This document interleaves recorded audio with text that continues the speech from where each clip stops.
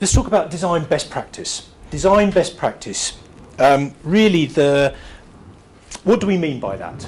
By that we mean when you present a company, when you present their digital marketing campaign, you've got to do it in the best way possible. You can't be next to the person when they're searching for it and looking at the website.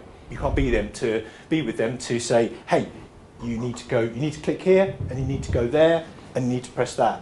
You can't do that. You've got to make that experience a natural one that's intuitive and they can understand what to do, where to go.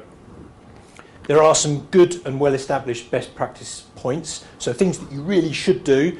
These have come from other agencies, other businesses that have invested time and money in assessing really user habits. How do people react when they get to a website? How do they react when they get to a mobile phone version of a website?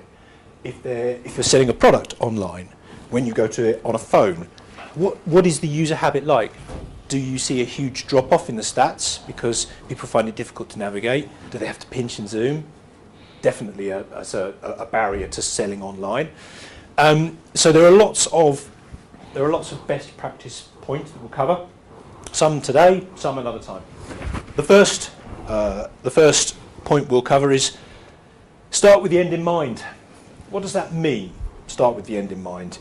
It means that when your company comes to you, or whether your client comes to you and they say, hey, Bob, our website is not performing, or we want our website to perform better, we want to get more sales or more inquiries, you need to help us do that. So you need to start with that in mind. What is the net result? What do we want to finish at the end of the day, in 3 months' time, 6 months' time, when you sit down with your seniors in the company, or you sit down with your client, and they say, right, how have we done? You want to be able to say, we have increased inquiries, we have increased sales, we have had 1 million more visitors to the website in the last 3 months than we did in the 3 months before.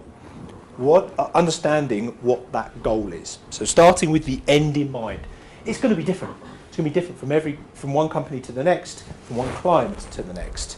Especially for those of you that work for agencies, the end is going to be different based on what type of business they're in, what their sales targets are, what their audience is like.